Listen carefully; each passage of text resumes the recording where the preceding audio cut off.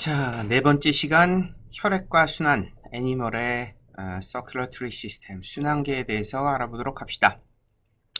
캠벨 생명과학 포커스 번역판에 34장을 참조해 주시기 바랍니다. 자, 단세포 생물이나 하등 우척 주동물의 경우 물질을 수송하기 위해 특별히 분화된 기관계가 없어도 확산 또는 능동 수송, 세포질 유동 이런 원리에 의해서 물질을 운반할 수가 있죠. 그렇지만 이제 복잡하고 고등한 다세포 동물의 경우 효과적으로 물질을 운반할 수 있는 이제 순환계, 순환기관이 있어야 됩니다.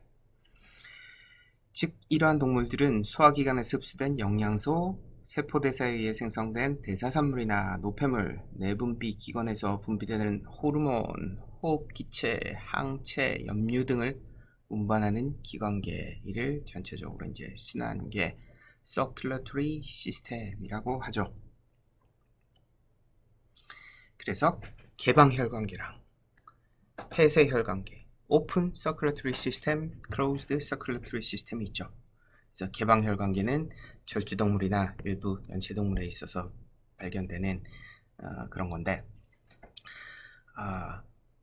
순환액을 돌려주기 위해서 심장에서 나온 이제 펌프질을 하면 체각 내로 이제 들어가 버리는 거죠.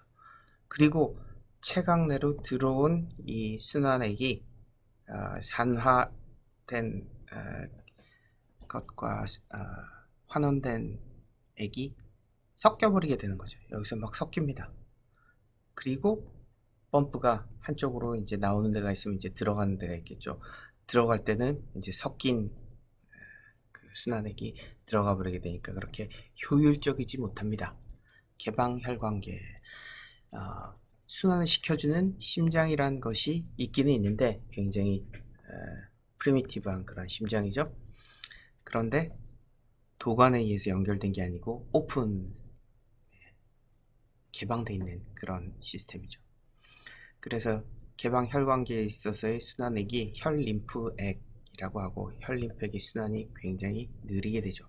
거기에 반해서 폐쇄혈관계를 갖는 이제 고등생물은 환영동물, 연체동물 중 대부분의 두 종류, 그리고 우리가 아는 모든 포유동물이 다 closed circulatory system을 갖고 있습니다. 그래서 심장이 이렇게 있으면 모든 것이 이제 도관 내에서 서큘레이션이 이루어지는 거죠. 그래서 굉장히 효율적입니다. 그리고 조직의 끝에 가서는 굉장히 작은 도관, 굉장히 얇은 도관, 모세혈관에서 이제 기체 교환이 이루어지고 이제 다시 심장으로 돌아가는 그런 시스템입니다. 그래서 포유류는 알고 있지만 환영동물, 연체동물의 일부 거기서도 폐쇄혈관계를 갖고 있습니다. 우리가 알고 있는 지렁이도 폐쇄혈관계예요. 자, closed circulatory system은 이제 단일 순환, 이중 순환 이렇게 이제 구분을 할 수가 있어요.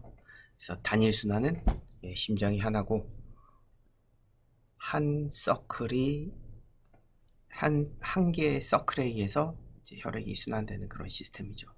자, 여기서 우리가 생각해 볼 것이 하나 있습니다. 여기 심장이 있어요. 그 다음에 이렇게 도관이 연결이 돼 있어요. 그래서 여기가 이제 몸이라고 칩시다. 심장이 펌프질을 하면 어떻게 되겠어요? 압력을 가해주면 액이 좌우로 나가게 됩니다. 그리고 다시 이완을 하면, 심장이 이완을 하면 다시 들어가게 되죠. 그러니까 심장이 계속 뛰면 밖으로 나갔다가 들어왔다, 나갔다 들어왔다만 반복하는 거예요. 그런데 돌지가 않습니다. 그런데 이거를 돌려주는 원리가 뭐냐? 한쪽으로 이렇게 돌아가야 되잖아요. 돌아가야 됩니다. 돌아가는 원리가 뭐냐? 바로 이 밸브 시스템에 있습니다. 여기를 보면 밸브가 있죠. 한번 그려봅시다. 이렇게 있는데 척밸브란 게 있어요. 기계공학에 있어서 이게 통로예요. 그래서 물이 이렇게 흐르는데 압력이 이렇게 이쪽에서 가해지면 물이 자연적으로 액체가 이쪽으로 흐릅니다. 그런데 압력이 거꾸로 작용을 하면 어떻게 돼요? 요게 착 닫혀버리는 거죠. 그래서 더 이상 뒤로는 안 가고 한쪽에서 계속 압력을 줬다 뺐다 이렇게 왔다 갔다를 하면 한쪽으로만 순환이 계속 일어나게 되는 이 시스템. 요게 이제 요 밸브 때문에 그렇죠. 밸브 때문에 여기에 딱 고정이 돼 있어 갖고 요게 왔다 갔다 하는 그런 시스템입니다. 그거를 공학에 있어서는 척 밸브라 그러더라고. 척 밸브. 이 파이프 시스템 그런 거에서 쓰는 용어인데, 그 척 밸브가 바로 심장에 여기 있기 때문에 지속적으로 압력을 가해주면 순환이 한쪽 방향으로 이루어진다는 사실. 자, 그래서 단일 순환계가 있고 이중 순환계가 있습니다. 네, 단일 순환계는 서클의 하나라 그랬죠. 그래서 어류에 있어서는 심장이 펌프질을 하면 이게 이제 배로 가서 산소를 머금은 혈액이 다시 온몸으로 가고 온몸에서 다시 심장으로 돌아가고 하는 그런 단순한 이제 시스템이죠. 그런데 심장에 방이 두 개가 있죠. 그래서 심방이 있고 심실이 있습니다. 그래서 심방이 이제 온몸으로부터 혈액이 들어가는 곳, 심방에 혈액은 이제 심실로 들어가게 되고 여기 척발부가 있는 거예요. 그 다음에 심실에서 강력히 펌프질을 해주면 이제 그 서큘레이션이 일어나는데 여기에 또 이렇게 척 밸브가 있죠. 여기서 척 밸브 하나, 여기 밸브 하나. 이렇게 돌아가는 단일 순환이 있고, 그리고 좀 더 이제 발달한 동물에 있어서는 양서류, 포유류 그런 발달한 동물에 있어서는 두 개의 서클이 존재한다는 거. 한 개의 서클, 그 다음에 두 개의 서클. 자, 그래서 양서류는 이심방, 이심실이라고 그러죠. 심방이 두 개고 심실이 하나예요. 예, 우리 개구리 해부해봤죠? 그래서 이심방, 일심실의 체계로 이루어져 있다. 개구리에서의 순환을 봅시다. 정맥을 통해서 이제 심방으로 들어가죠. 우심방으로 들어갑니다. 혈액이. 그리고 심실로, 한 개의 심실로 들어간 혈액은 펌프질을 확 하면 이게 두 군데 중 한 군데로 이제 갑니다. 이렇게 갈 수도 있고 이렇게 갈 수도 있는 거죠. 이쪽으로 간 혈액은 어디로 가요? 폐로 가죠. 그래서 산소를 머금고 다시 돌아가고, 이쪽으로 간 혈액은 온몸으로 가서 산소를 전달해주고 이산화탄소를 가지고 다시 심장으로 들어가는 그런 구조입니다. 그런데 문제는 뭐예요? 여기서 산화 혈액과 환원된 혈액이 여기 심실에서 섞인다는 거예요. 그렇기 때문에 효율적인 시스템은 아니죠. 거기에 반해서 좀 더 발달한 이제 포유류에 있어서는 이심방, 이심실의 구조로 된 더블 서큘레이터리 시스템이 확실하게 이제 구성이 됩니다. 자, 기본적인 오늘의 이제 주제죠. 이거를 당연히 여러분들이 뭐 중학교 때부터 계속 해온 얘기지만 한 번 더 제대로 살펴보면, 온몸에서 온 혈액은 정맥을 통해서 어디로? 우심방으로. 우심방의 혈액은 우심실로 전달이 되고 한쪽으로만 갑니다. 여기도 마찬가지로 여기 뾰족하게 생긴 거, 뾰족하게 생긴 거, 뾰족하게 생긴 거, 뾰족하게 생긴 거. 이게 전부 다 아까 얘기한 이 척 밸브의 역할을 하는 판막들이죠. 자, 그래서 우심방으로 들어온 것은 우심실로 가고, 우심실에서 펌프질을 하면 한 군데로만 가죠. 어디로? 폐로 갑니다. 그래서 폐로 전달이 된 혈액은 산소를 가지고 그리고 좌심방으로 가죠. 좌심방에서 어디로? 좌심실로 전달이 되고, 좌심실에서 강력한 펌프질을 하면 다시 온몸으로 혈액이 전달이 됩니다. 이런 구조를 갖는 거, 그게 바로 이심방, 이심실의 구조죠. 대부분의 포유동물, 그 다음에 포유동물에서 우리 보여지는 그런 시스템입니다.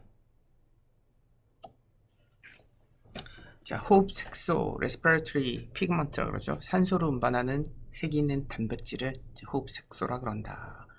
우리가 익히 알고 있는 뭐 히모글로빈, 붉은색이죠. 환영동물 및 몇몇 절지동물, 척추동물에 있어서는 이 헤모글로빈을 갖고 있습니다. 지렁이 피도 빨갛습니다.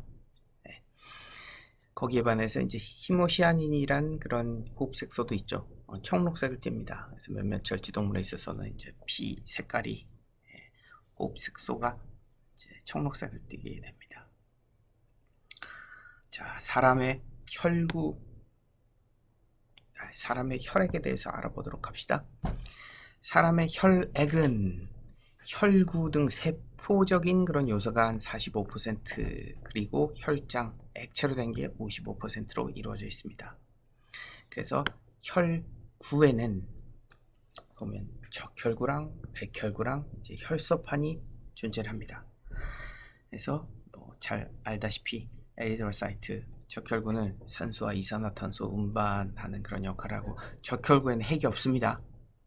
피는 물보다 진하다, 누구의 피를 이어받았다. 그런데 피의 가장 많은 구성 요소인 적혈구는 핵이 없어요. 유전 물질이 없어요. 그런 세포가 있을까? 왜 그렇게 됐을까요? 당연히 세포 분열이 일어나면 핵도 만들어집니다. 근데 2차적으로 이 적혈구는 산소 운반에 특이화된 그런 세포이기 때문에 나중에 기능을 극대화하기 위해서 핵이 사라집니다. 없어지고 이 속에는 이제 헤모글로빈 색소로 가득 차게 되는 것이죠. 그래서 무핵성입니다. 핵이 없습니다. 그리고 혈구의 가장 많은 퍼센테이지를 차지하고 있는 적혈구 이외에 아주 일부 뭐가 있어요? 백혈구가 있죠. 백혈구. 그래서 백혈구는 이렇게 알다시피 면역 반응에 관여한다. 오늘 우리가 주로 실험에서 관찰하게 될 그럴 내용이죠. 그래서 백혈구를 분류를 한번 해봅시다. 백혈구는 크게 과립형 백혈구랑 무과립형 백혈구가 있습니다. 그래뉴로사이트, 그래뉴이 있어요. 그래뉴, 세포가 이렇게 있고 핵이 있는데 세포질에 뭔가 입자가 이렇게 있는 그 과립형 백혈구입니다. 거기에 반해서 무과립형 어그래뉴로사이트 또는 에그래뉴로사이트라 그러죠. 과립이 없는 놈이 있어요. 과립이 있는 백혈구는 호중구, 호상구, 염기성구가 있고, 무과립형 백혈구는 림프구랑 단핵구가 있습니다. 또 다른 말로 호중구 또는 를 중성구라 그러고, 호상구, 산성구, 호염구, 염기성구라고 번역한 책들도 있습니다. 근데 영어 자체로 보면 neutral, feel, 뭔가 좋아한다는 얘기죠. 호가 맞습니다. 정확한 번역은 호중구가 더 맞는데 많은 책이 있어서 용어로 호중구를 중성구, 그냥 간단히 중성구라고도 그러고, 호상구를 산성구, 염기성구를 호염구라고도 얘기하고 있습니다.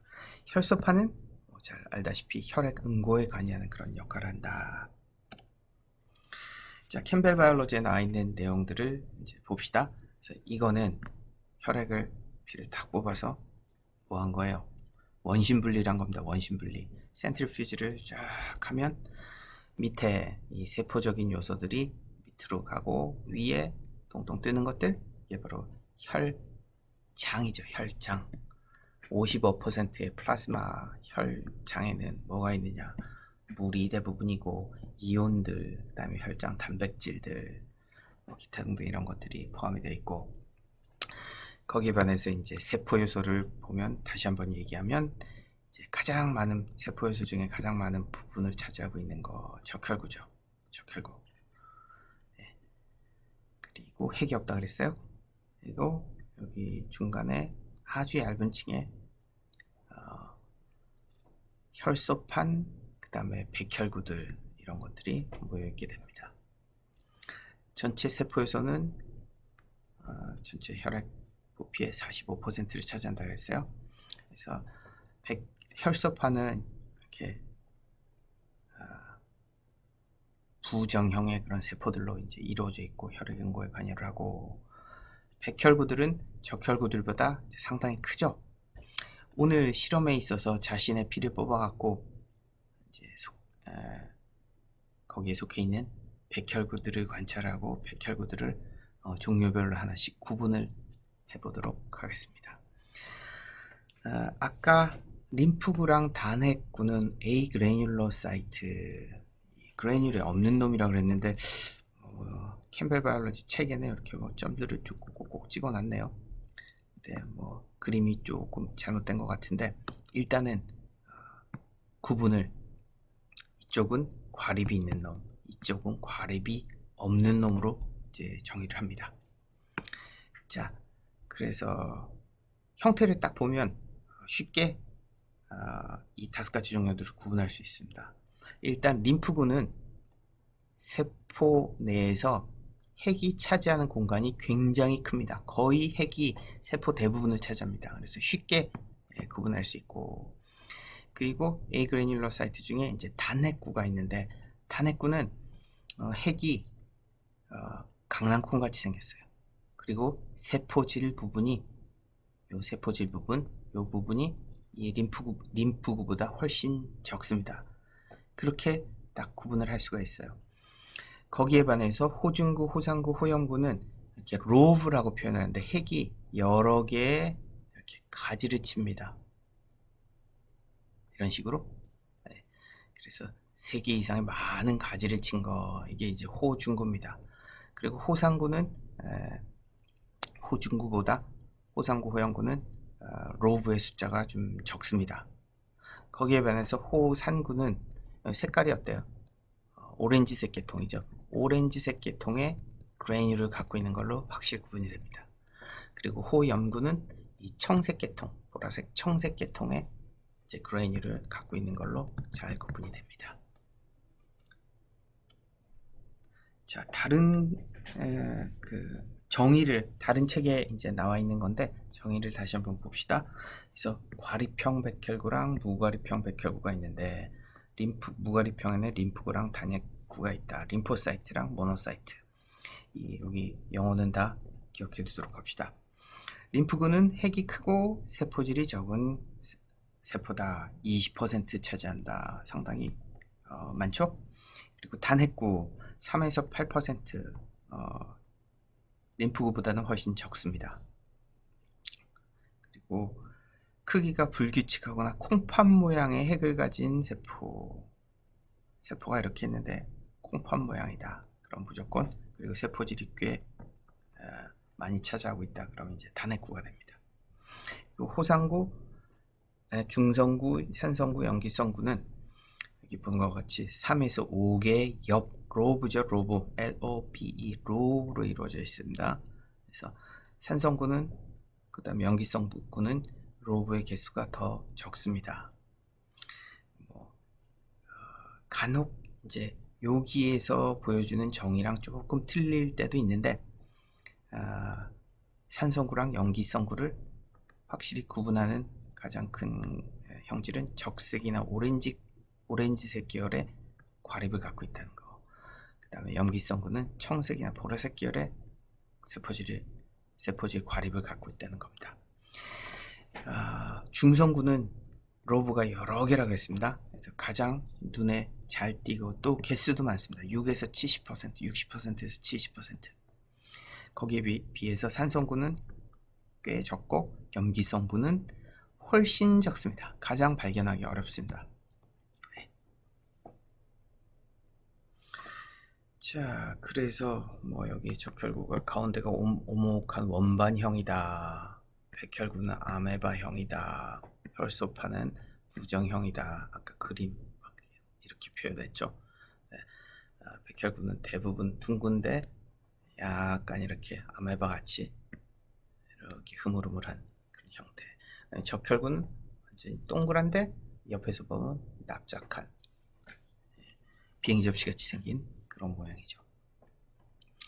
수명, 기능, 그다음 생성 장소, 파괴 장소, 이런 것들이 알아두시기 바랍니다.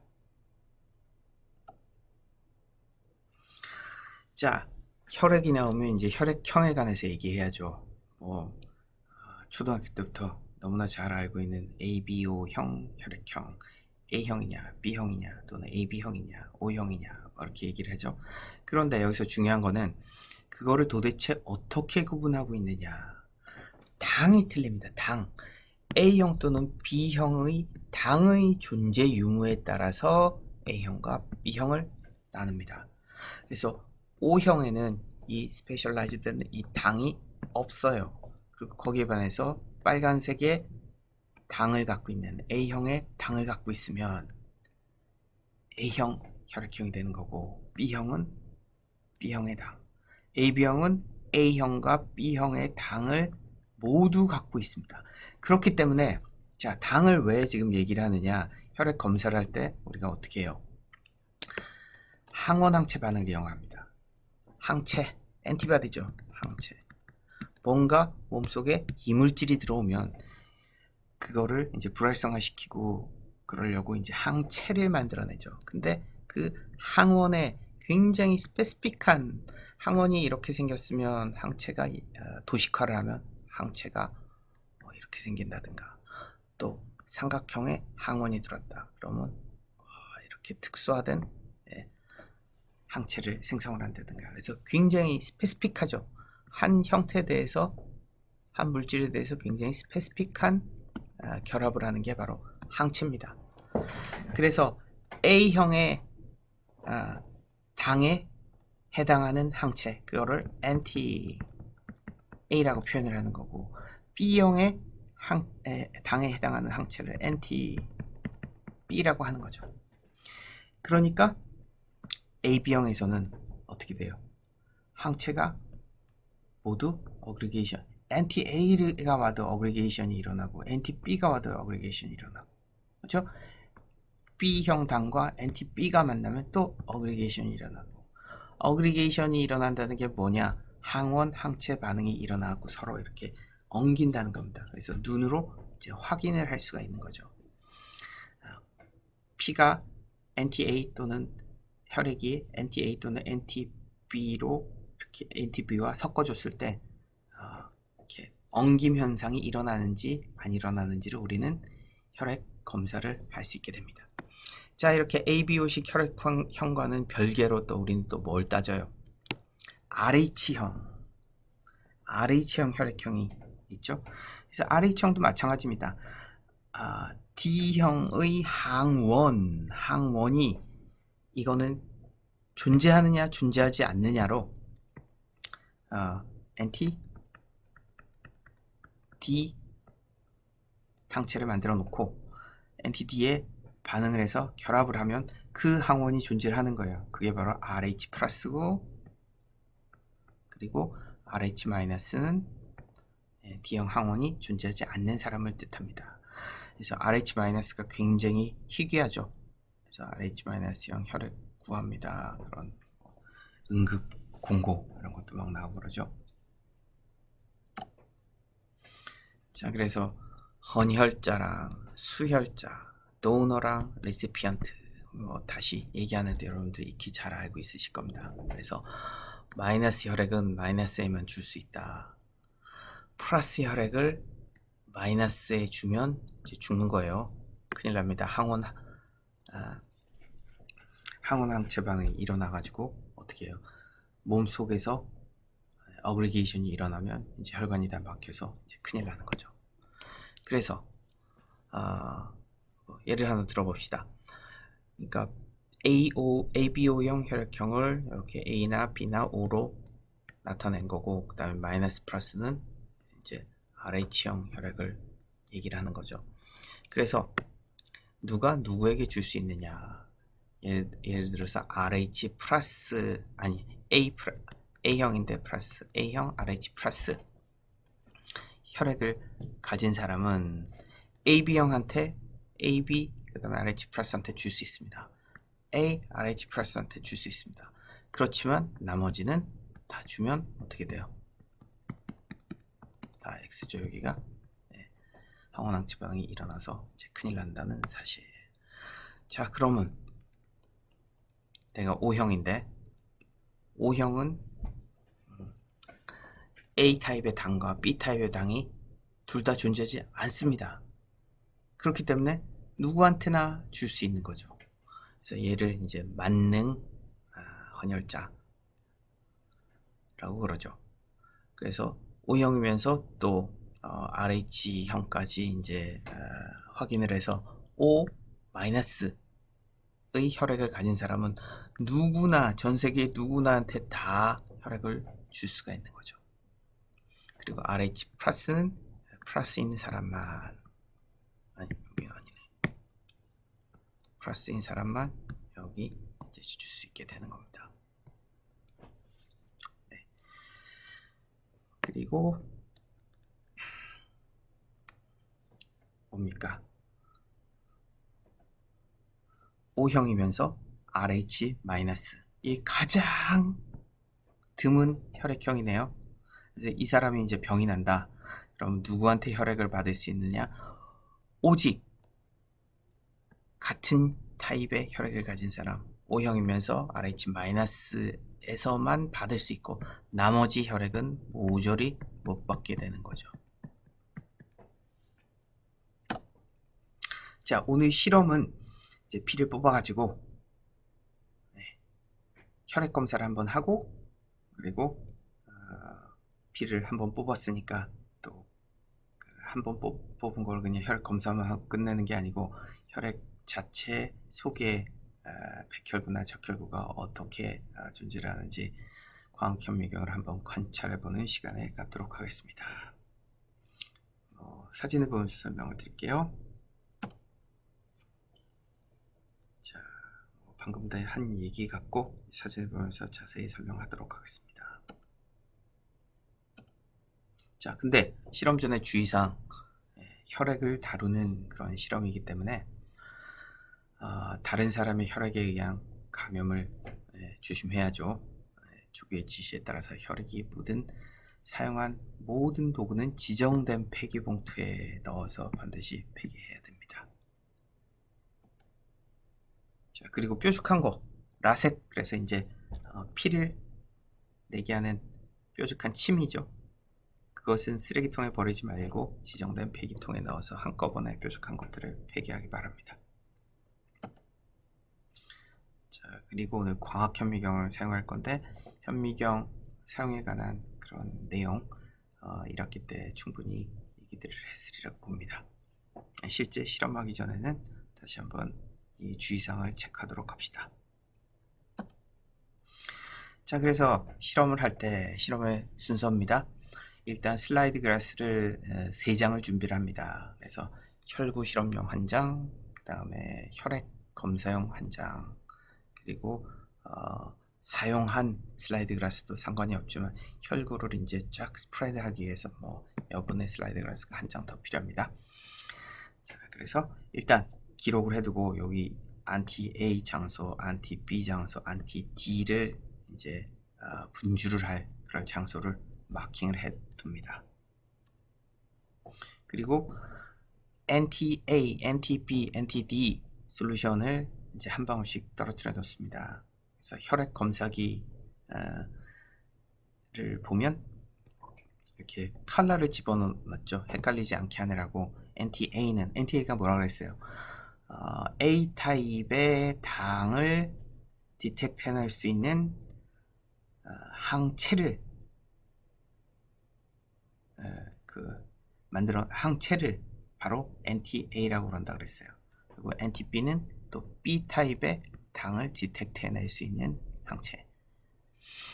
그래서 NTA는 파란색, 그 다음에 NTB는 노란색, 그 다음에 NTD는 무색입니다. 한 방울씩 이렇게 떨어뜨려 놓고 이제 피를 뽑아야죠. 자, 피 뽑기 전에 당연히 70% 에탄올이 묻어있는 알코올 솜으로 소독을 해주고, 그리고 이게 바로 라셋입니다. 라셋은 실험하면서 이제 보여드리겠지만 다 소독이 돼 있고 끝이 이렇게 플라스틱으로 덮여져 있어요. 그거를 딱 부러뜨려 가지고 뾰족한 부분을 노출을 시켜서 과감하게 푹 찌르시면 됩니다. 피가 사람에 따라서 잘 구멍이 상처가 좀 덜 나서 잘 안 나오는 경우도 있으니까 이렇게 손가락 이쪽에서부터 손가락 끝으로 쭉 이렇게 피를 좀 몰아주고 그리고 과감하게 푹 찌르면 됩니다. 그래서 피가 났습니다. 그리고 이 라셋으로 찌르기 전에 뭘 준비를 해야 되냐면 이게 뭐죠? 캐필러리입니다. 캐필러리 모세관을 준비를 합니다. 피를 이렇게 다른 곳으로 옮기고 슬라이드 글라스를 콕콕 찍고 옮겨야 되는데 그 옮기는 도구로 이제 모세관을 사용을 하는 거죠. 모세관은 아시는 바와 같이 아주 그냥 가는 유리 막대죠. 속이 빈 유리 막대죠. 그래서 액체에 유리 막대 끝이 딱 닿으면 모세관 현상에 의해서 액체가 쭉 빨리 올라갑니다. 그래서 이렇게 빨리 올라가죠. 그런데 모세관으로 혈액을 좀 많이 채취하고 싶다 그러면 이거를 이렇게 기울이면 됩니다. 옆으로 기울이면 훨씬 더 모세관 현상에 의해서 빨려 들어가는 것이 양이 훨씬 쉽게 양이 많고 쉽게 빨리 올라가게 됩니다. 그래서 충분한 양 모세관이 한 7cm 정도 되는데 한 반 이상의 혈액을 모세관으로 채취하게 되면 됩니다. 그리고 나서 채취를 다 했으면 다시 알코올 솜으로 닦고 손으로 꼭 누르고 있어야겠죠. 지혈을 해줘야 됩니다. 자, 그런 다음에 아까 NTABD를 준비해 놓은 그 슬라이드 글라스에 아직 섞지는 말고 모세관을 톡톡 두드리면 이렇게 한 방울 한 방울 피가 나옵니다. 그래서 톡톡톡톡톡 두드리고 잘 안 나온다 그러면 살짝 이렇게 불어줘도 됩니다. 그런데 주의할 점은 이렇게 옆에 혈액을 한 방울 위치를 시켜야지 떨어뜨리면서 먼저 섞이지 않도록 주의해 가면서 옆에다 혈액을 한 방울씩 떨어뜨려 놓습니다. 당연히 이렇게 옆에 한 방울을 떨어뜨리다가 이제 섞여 버렸어요. 또는 이 끝이 이 모세관 끝이 여기 항체에 닿아 버렸어요. 그럼 어떻게 될까요? 다시 해야죠. 항체 닿은 거를 다른 항체랑 서로 섞여 버리면 실험이 엉망이 되니까 반드시 닿았다고 생각하면 이제 실험을 다시 하는 것이 좋습니다. 자, 그래서 여기다 몇 방울씩 이렇게 떨어뜨려 놓고 아직 실험을 하지 말고 그 다음에 혈구 관찰할 슬라이드에 한 방울을 떨어뜨립니다.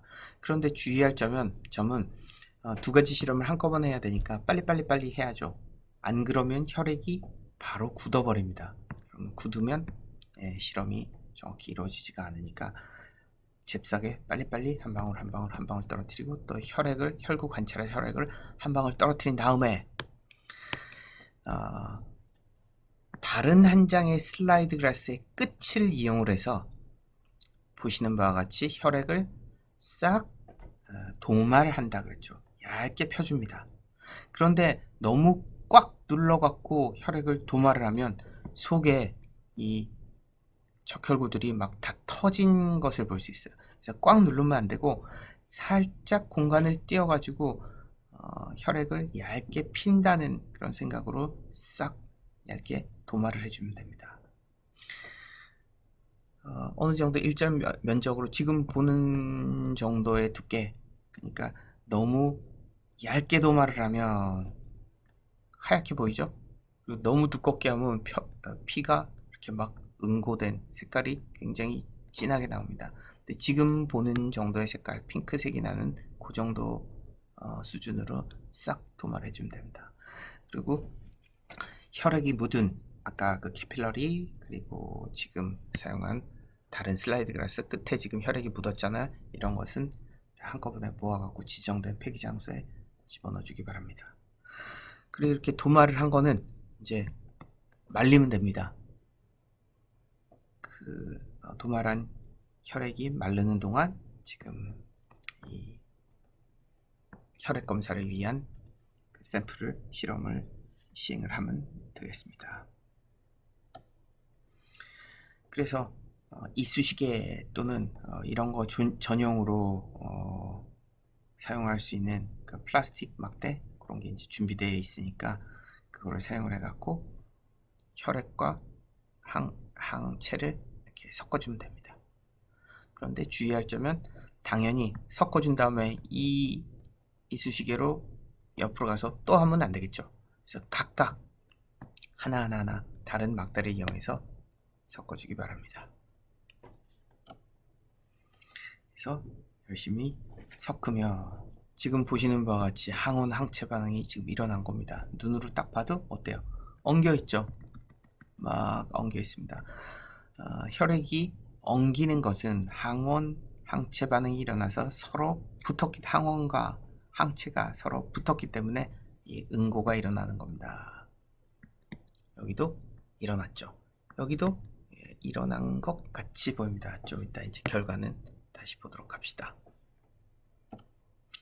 자, 그래서 실험을 한 거네요. 지금 응고가 일어났고, 응고가 일어났고, 응고가 일어났고, 일어났고, 일어났고, 일어났고, 일어났고, 여기는 일어나지, 여기도 일어났고, 그쵸? 여기는 일어나지 않은 거네요. 그쵸? 자, 그렇게 되면 이거는 무슨 형? 혈액형? 일단은 뭡니까? A에서 anti-A에서 응고가 일어났으니까 A형입니다. 그리고 anti-D에서도 응고가 일어났네요. A, RH 플러스. 얘는 B, RH 플러스. 그 다음에 A, B형 둘 다 일어났죠? RH 플러스. 그 다음에 제가 O형인데 제 혈액은 아마 실험을 하면 이렇게 될 겁니다. 둘 다 응고가 일어나지 않았으니까 O형, 그 다음에 RH 플러스. RH-형 혈액은 이 실험을 매해 학생들이 대상으로 하죠. 일반 생물학 실험 듣는 수강생들한테 다 하는데 RH-를 본 적이 없어요.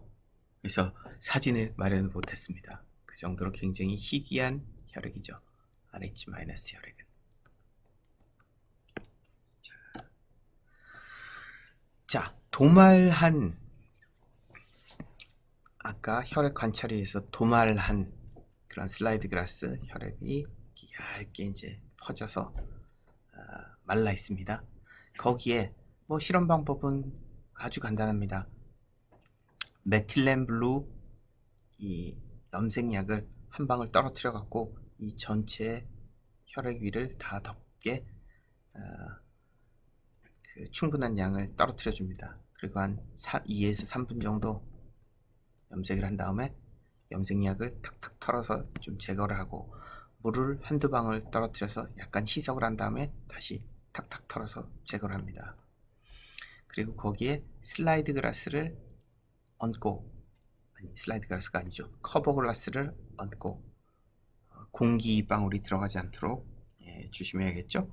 그런 다음에 옆에 이제 앞뒤에 묻어있는, 옆과 이 슬라이드 글라스 밑면에 묻어있는 그런 염색약과 물, 그런 것들을 휴지를 이용해서 싹 제거를 해주고 현미경으로 관찰하면 됩니다.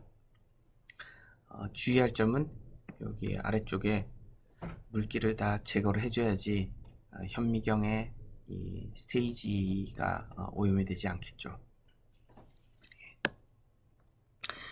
그래서 관찰한 결과를 이제 같이 살펴보도록 합시다. 사진을 찍어놨는데 지금 화면에서 가장 많이 보이는 거 얘네가 뭡니까? 적혈구입니다. 적혈구. 그리고 여기 이렇게 보이는 게 이제 백혈구죠. 요런 건 뭘까요? 찌꺼기입니다. 찌꺼기. 까맣까맣하게 되어 있는 거. 이 염색약이 잘 녹지를 않아가지고 엉겨 붙어가지고 이런 파티클들이 보일 때도 있습니다. 자, 400배를 지금 관찰한 거죠. 그 구분에 대해서는 이제 좀 더 확대한 것으로 확대한 사진으로 다시 한번 살펴볼 건데, 일단은 지금 기억나는지 모르겠지만 우리 핵이 세포가 있는데 핵이 세포의 거의 대부분을 차지하고 있다. 이게 뭐죠? 림프구. 그 다음에 세포 내 핵이 어느 정도 부피를 차지하고 있는데 얘가 로브가 발달하지 않았어요. 로브. 엽이라고 표현을 했죠. 로브는 뭐였어요? 아까 핵이 이렇게 몇 개로 이렇게 막 나뉘어 있는 상태, 이런 거 하나하나 로브라 그런다 그랬죠. 로브가 발달하지 않은 상태에서 세포질이 림프구보다 훨씬 많은 상태, 그런 세포, 이런 거를 뭐라 그랬어요? 단핵구라 그랬죠. 여기는 단핵구. 그 다음에 얘는 로브가 여러 개네요. 그리고 파티클이 잘 안 보이네요. 중성구입니다. 좀 더 확대한 사진을 좀 이따 보도록 합시다. 여전히 이제 400 빼고, 그리고 이제 1000배로 봐야지 이제 제대로 명확히 백혈구들을 구분해낼 수가 있습니다. 1000배로 관찰할 때는 어떻게 되겠어요? 이멀전 오일을 반드시 사용을 해야 됩니다. 자, 스테이지가 이렇게 있고 여기에 슬라이드 글라스가 있고 이제 커버 글라스가 이렇게 덮여 있겠죠. 그리고 위에 뭡니까? 이제 이렇게 대물 렌즈가 있겠죠. 여기 렌즈가 이렇게 있고, 근데 요 사이를 오일로 가득 채워줘야만 이 1000배에 있어서는 이 렌즈의 성능이 100% 발휘가 됩니다. 그렇게 디자인이 되어 있어요. 그렇기 때문에 반드시 1000배로 관찰을 할 때는 이멀전 오일을 사용하기 바랍니다. 만약에 이멀전 오일이 여기 없다 그러면 이 렌즈가 뭡니까? 여기 들어온 빛이 이렇게 빛을 모아주고 여기 확대를 해서 이제 크게 보이는 거 아니에요. 근데 빛이 렌즈에 의해서 꺾일 때 이 두 개의 매질이 하나는 공기고 하나는 유리잖아요. 빛이 꺾이는 각도가 일정한 각도로 이제 꺾이게 되는 겁니다. 그런데 렌즈를 디자인할 때 자체에 디자인할 때, 설계할 때 당시부터 이 밖에 있는 매질을 공기가 아니고 이멀전 오일로 가정을 하고 이제 이 렌즈를 설계한 것입니다. 그렇기 때문에 1000배 현미경의 관찰에 있어서는 반드시 이멀전 오일을 사용해야지 명확한 상을 얻을 수가 있습니다. 자, 아까 본 슬라이드 여러 가지 백혈구들을 구분해 놓은 그것을 옆에 펼쳐놓고 이 백혈구들이 어떤 백혈구들인지 한번 맞춰보도록 합시다. 일단 딱 보면 로브가 여러 개죠. 그리고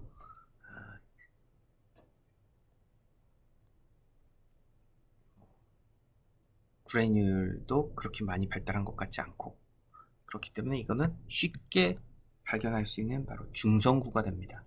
중성구입니다. 자, 여기죠. 결국 크게 큰 모습이고, 이건 뭐라 그랬어요? 세포가 있는데 핵이 세포질을 거의 대부분 차지하고 있는 그런 백혈구. 얘는 바로 림프구죠. 자, 그 다음에 얘는 뭐라 그랬습니까? 바로 단핵구입니다.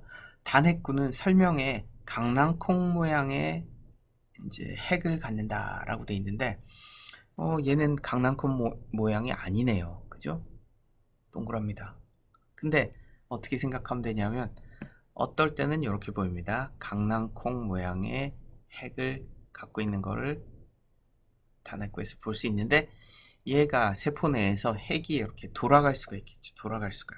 그래서 옆으로 한 45도 정도로 옆으로 보면 약간 들어간 핵이 이런 모습이 보이고, 그 다음에 완전히 세워져 있으면 이렇게 보입니다. 그렇기 때문에 핵의 모양은 강낭콩이기는 하지만 보는 각도에 따라서 이렇게 보일 수도 있습니다. 그러면 뭘로 판정을 하느냐? 이 세포질이 굉장히 세포질의 부분이 많은 것, 뭐에 비해서? 림프구에 비해서 세포질의 양이 훨씬, 보이는 세포질의 부분이 훨씬 많을 때 단핵구가 됩니다. 이것도 중성구. 중성구가 가장 숫자가 많다고 했습니다. 이것도 중성구. 그죠?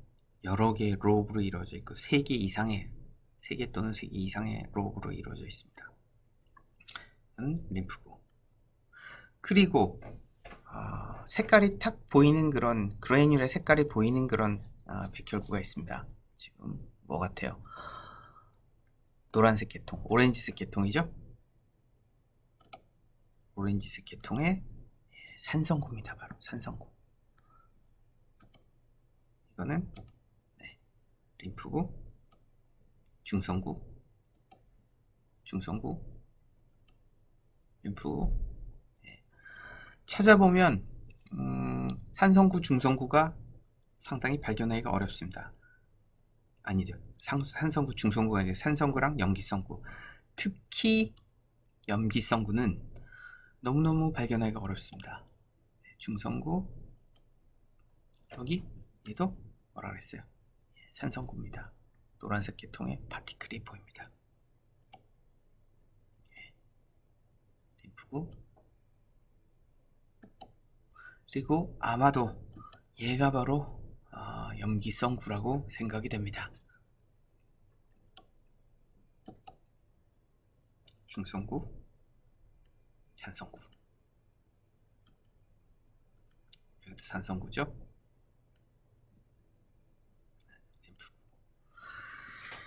자, 이렇게 혈액 관찰은 이런 식으로 진행하면 되고, 그리고 순환계를 이해하기 위해서 이제 심장을 관찰을 해보도록 합시다. 그래서 준비된 심장의 연구 표본을 관찰하고, 그 다음에 교재의 그림과 비교해 학습한다. 대지 심장 해부를 참고해요. 심장의 각 부위의 명칭을 숙지한다. 그리고 우리가 이제 혈압을 측정하는 실험을 또 해보도록 합시다. 자, 이론을 좀 더 봐야죠. 아까 이심방, 이심실의 Closed Circulatory System의 실제적인 그런 모습을 다시 한번 보도록 합시다. 여기 보면 제일 먼저 어떻게 돼 있어요? 온몸에서 들어오는 피, 정맥이죠. 그리고 온몸이 아까 그림보다는 훨씬 복잡한 그림이죠. 지금 왜 그러느냐, 온몸에서 들어오는 피가 두 군데서 들어옵니다. 몸 위쪽 부분에서 들어오는 것과 몸 아래쪽 부분에서 들어오는 것이 둘 다 이제 정맥으로 어디로 들어와요? 우심방으로 먼저 들어옵니다. 그죠? 그리고 우심방에서는 우심실로 밑으로 그냥 내려오기만 하면 되는데, 아까 얘기한 것 같이 여기가 이렇게 뾰족하네요. 뾰족해서 압력이 일로 가 있을 때 두 개가 탁 닫혀버립니다. 딱 닫혀버립니다. 그렇기 때문에 여기가 닫히니까 압력이 어디로 작용해요? 일로 작용을 하는 거죠. 그러니까 한 방향의 순환을 가능하게 하는, 여기 다음 슬라이드에 나오는데 요거를 삼천판이라고 하죠. 삼천판을 통해서 조각이 세 조각입니다. 그래서 삼천판이라고 그러죠. 우심방에서 우심실로 온 혈액은 우심실에서 펌프질을 해주면 어디로 가요? 폐로 갑니다. 폐로 가는데 폐가 두 개잖아요. 그러니까 가다가 이쪽 방향의 좌폐, 우폐로 싹 갑니다. 그래서 산소를 머금고 그다음에 어디로 들어와요? 다시 합쳐지면서 좌심방으로 들어오죠. 여기가 좌심방이죠. 좌심방의 피는 밑으로 좌심실로 가는데, 여기도 마찬가지로 여기 이렇게 V자의 밸브가 있죠. 여기는 이천판이라 그러죠. 여기서 이제 좌심실에서 펌프질을 강력하게 해주면 이제 동맥을 통해서 어디로 가요? 위쪽 몸과 아래쪽 몸으로 온몸 순환이 일어납니다. 그래서 크게 이렇게 한 서클, 그 다음에 이렇게 또는 이렇게 한 서클, 두 개 더블 서큘레이션 시스템, 두 개의 서클이 있는 더블 서큘레이션 시스템으로 이루어져 있습니다. 그래서 특별한 건 없죠. 네, 태정맥, 태정맥 두 개가 만나고, 그 다음에 하대정맥, 상대정맥 이런 표현을 하는데, 밑에서 들어가는 정맥인데 위에서 가는 게 상대정맥, 아래에서 가는 게 하대정맥.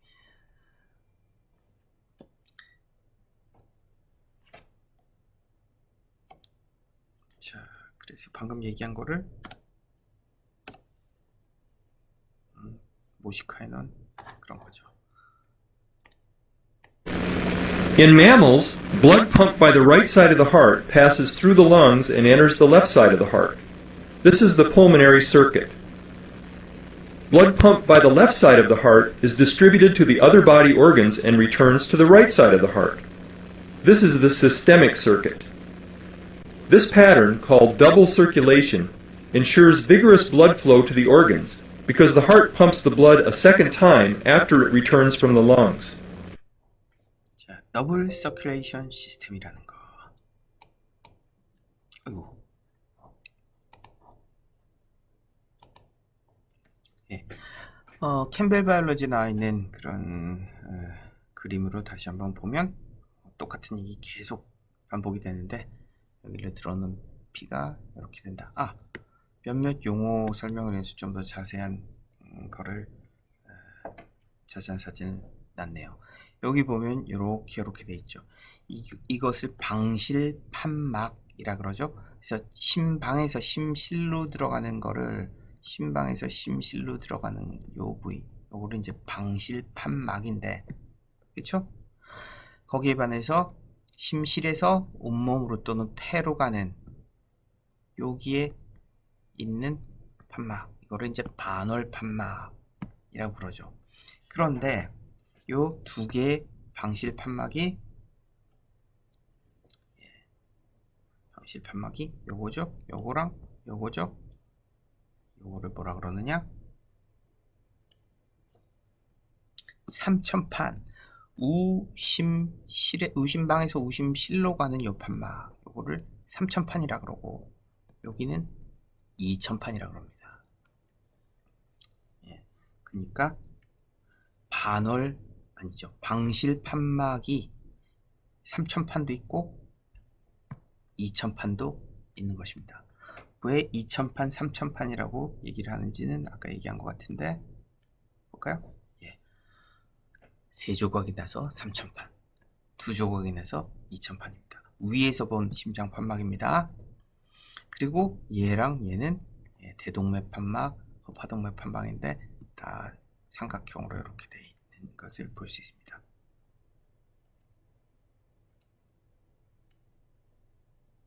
그래서 오늘 아까 뭐라고 했어요? 반월 판막, 여기 두 개는 세 조각, 얘도 세 조각, 얘는 두 조각. 자, 그리고 또 뭐가 남았나 봅시다. 일단 심방이 있고 우심방, 우심실, 좌심방, 좌심실이죠. 네. 그런데 심방은 심실에 비해서 굉장히 작습니다. 우리 돼지의 이 심장을 직접 관찰할 건데, 특히 돼지의 심장을 보면 이렇게 되는데, 이렇게 귀같이 두 개가 이렇게 달렸어요. 이게 바로 심방이고, 심실은 이렇게 우심방, 우심실, 좌심방, 좌심실 이렇게 됩니다. 자, 여기서 또 중요한 거는 좌우를 볼 때 우심방은 어때요? 우심실, 우심방, 우심실. 우심실에 이 근육의 두께를 봅시다. 근육이 그렇게 두껍지가 않아요. 거기에 비해서 여기 이 근육의 두께, 좌심실의 근육의 두께는 우심실보다 훨씬 두껍습니다. 그게 왜 그렇겠습니까? 좌심실이 확 짜주는 그런 펌프의 역할은 어디로 가요? 어디로 가요? 이렇게 통해서 대동맥 전 몸으로 갑니다. 그러니까 가장 강력해야 돼요. 그러니까 근육이 굉장히 두껍습니다. 거기에 반해서 우심실이 수축을 하면 어디로 가요? 폐로 갑니다. 폐로. 그러니까 체순환하는 것보다는 이제 폐순환하는 것이 훨씬 더 약하기 때문에 여기 근육이 많이 발달하지 않은 것이죠. 자, 또한 여기가 아까 3000판이고 여기가 2000판이라고 그랬어요. 여기 척 밸브의 역할을 한다 그랬죠. 그래서 혈액의 흐름을 역류를 방지하는 그런 시스템입니다. 그런데 이게 굉장히 질기고 단단해야겠죠. 그래서 여기 낙하산 줄같이 이렇게 쭉쭉쭉쭉 3000판과 2000판에 붙어 있습니다. 끈이 붙어 있습니다. 이거를 뭐라 그러느냐? 건삭이라고 합니다. 건삭이라고 표현합니다. 그리고 낙하산 끈이 어디에 붙어 있냐? 좀 두꺼운 근육에 붙어 있습니다. 이거를 뭐라 그러냐? 유두근이라고 합니다. 유두근. 이런 근육. 실제로 돼지의 심장을 갈라보면서 이제 나중에 관찰해 보도록 합시다. 그래서 영어는 뭐 다 알면 좋겠지만 적어도 artery, vein, atrium, ventricle 이 정도는 알아두도록 합시다. 동맥과 정맥, atrium, 심방, 그 다음에 심실은 ventricle. 근데 PL이 뭐죠? plural, 복수입니다.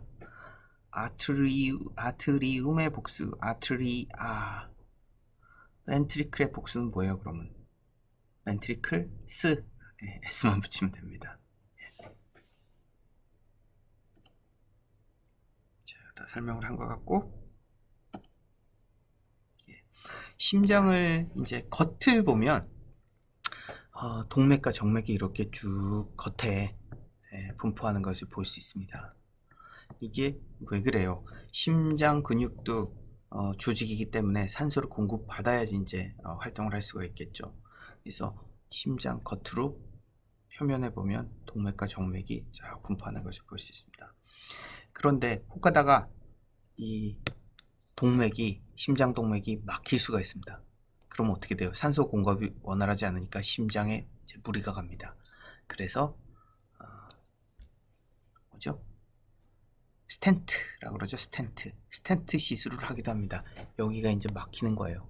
막히면 이 막히는 거를 이제 이렇게 쇠로 이렇게 동그란 관을 만들어서 이 동맥 속에 집어넣어 갖고 탁 확장을 해주는 거죠. 그럼 스텐트 시술이라고 그러죠. 자, 저번 시간에 배운 것 같이 심장근의 특징 뭐라 그랬어요? 저번 시간에 근육에 대해서 배울 때 이제 살펴본 거죠. 심장근은 굉장히 효율적인 근육이다. 그래서 내장근은 단핵성이고 핵이 하나 세포들이 이렇게 배열하죠. 내장근은 천천히 지구력 있게 천천히 움직이는 그런 기능을 하는 거. 그게 이제 내장근이고, 거기에 반해서 골격근은 어땠어요? 아주 단백질들이 액틴, 미오신 이런 것들이 아주 일정하게 분포를 하죠. 그래서 여기는 겹쳐지는 부분은 까맣게 보입니다. 그래서 가로 무늬가 있는 것 같이 보인다. 그래서 가로 무늬 근이고, 골격근은 수위근이고, 그 다음에 다핵성이고, 그런 얘기를 했었습니다. 거기에 반해서 심장근은 이 내장근과 골격근의 특징, 장점만을 모아 놓은 것이 바로 심장근이다. 단핵성이면서 그 다음에 가로무늬, 강력한 힘을 낼 수 있는 가로무늬근이다. 거기에 그리고 또 불수의근이죠. 당연히 심장 우리가 직접 조절할 수 없습니다. 그런 특징을 갖고 있습니다. 강력하면서도 꾸준한 힘을 낼 수 있는 그런 아주 좋은 기능을 하는 그런 근육이 바로 심장근이다 라는 것입니다. 자, 혈관의 구조를 보면 동맥, 정맥, 동맥을 통해서 나온 이제 혈관이 이제 모세혈관을 지나서 이제 정맥으로 가게 되는데, 일단 두께를 보면 동맥이 두께가 굉장히 두껍습니다. 그리고 탄성이 아주 좋고요. 강력한 압력을 견뎌내야 되기 때문에 그렇겠죠. 거기에 반해서 정맥은 동맥보다 훨씬 이 두께가 훨씬 얇고, 동맥은 훨씬 두께가 두껍죠. 나중에 돼지 심장을 관찰해 보면 명확히 구분이 됩니다. 그리고 정맥에서는 압력이 그렇게 강하지 않기 때문에 이렇게 마이너스 압력으로 끌려 들어가는 거잖아요, 심장으로. 그렇기 때문에 종종 역류가 일어날 수도 있어요. 그렇기 때문에 정맥에는 뭐예요? 판막이 존재합니다. 척밸브죠, 척밸브. 판막이 존재해서 만약에 압력이 거꾸로 가해진다, 그럼 여기가 딱 닫혀버리는 거죠.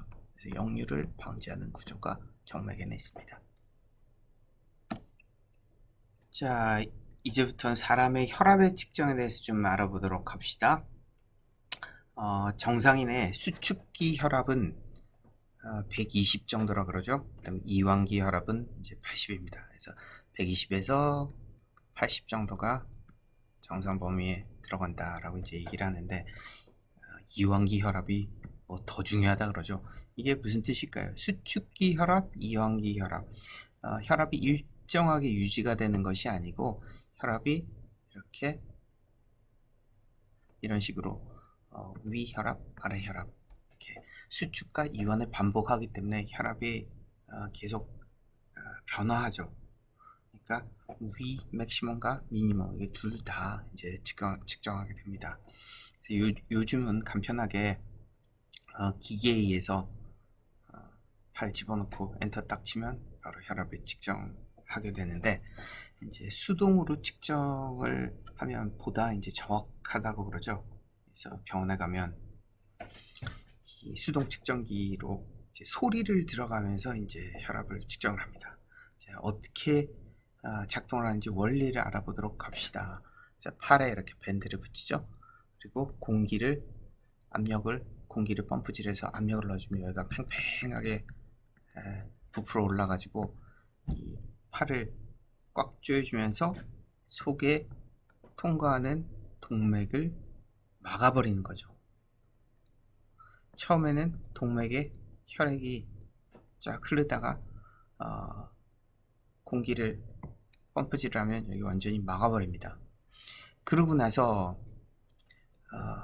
밸브를 열어갖고 점점 이 공기를 빼서 혈액을 통과시키면서 어떻게 해요?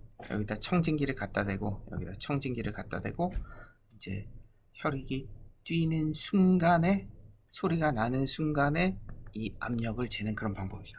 정확히 다시 한번 보도록 합시다. 자, 지금 이 그래프를 보면 이 혈압이 얼만큼 높은지고, 그 다음에 시간입니다.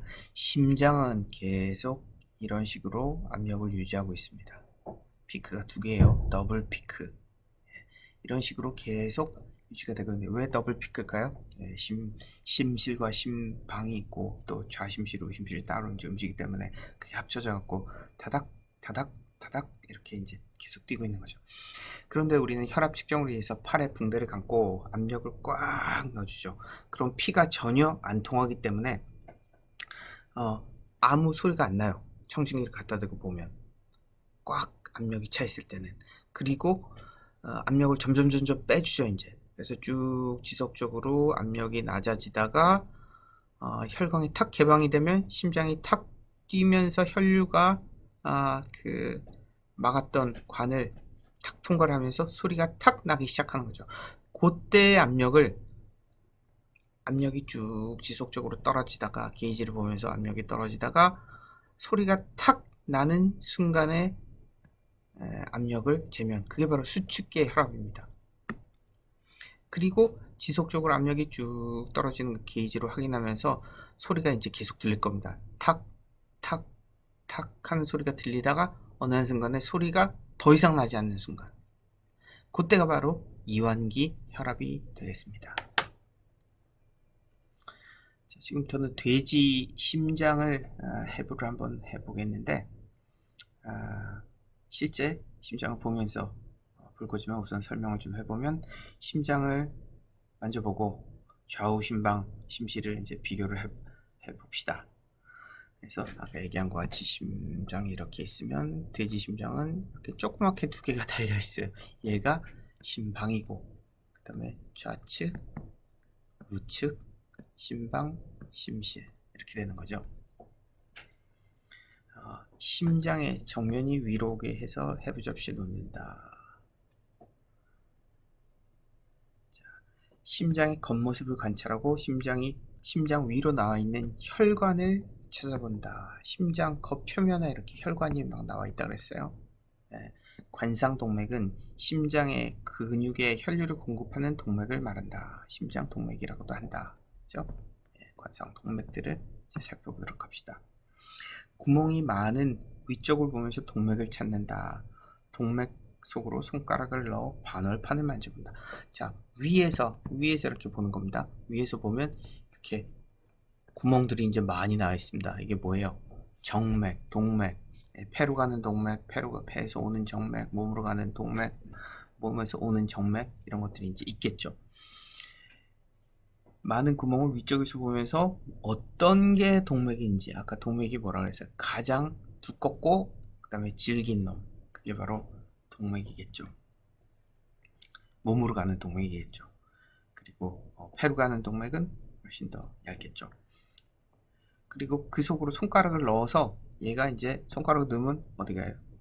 이렇게 연결되어 있을게요. 여기다 손가락을 이렇게 손가락을 이렇게 넣어보면 판막에 닿겠죠. 그래서 판막들을 살펴보라는 얘기입니다.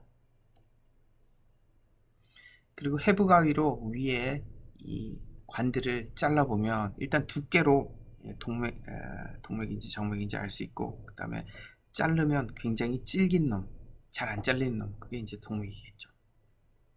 그리고 심장을 횡단면을 반으로 잘라서 횡단면을 이제 관찰하시면 됩니다. 그래서 심방과 심실의 이 근육의 두께도 살펴보고, 판막이 어디 있는지 찾아보고, 이런 과정을 하게 됩니다. 자, 전반적인 특징을 다시 한번 살펴보도록 합시다. 심방과 심실 중에 크기가 더 큰 쪽은 이렇게 심장이 있고 두 개 이렇게 달려 있다고 보면 된다 그랬죠. 그래서 심방, 심실, 그래서 심실이 더 크죠. 각 구조의 두께로 비교하여 좌심실이 우심실에 비해서 크고 두꺼운 이유는 피가 더 많기 때문이다. 이쪽이 좌심실이 굉장히 두껍고, 그쵸?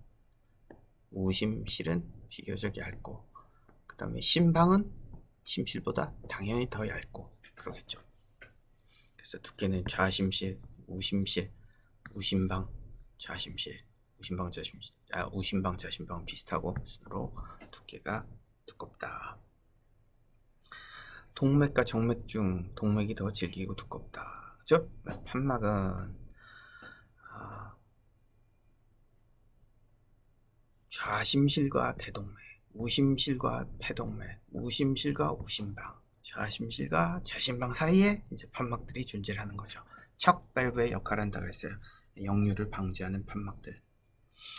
재밌는 것은 동맥 안에 여기 위에서 이렇게 보면 여러 개 이제 구멍이 있는데, 동맥, 몸으로 가는 동맥을 이제 확인을 합니다. 가장 두꺼운 놈. 여기에 물을 싹 부어 보면 여기 위에 이렇게 동맥이 나오겠죠. 이 동맥 속으로 물을 부어 보면 물이 쭉쭉쭉 빠져나가지 않고 고여 있습니다. 그 이유가 뭐겠어요?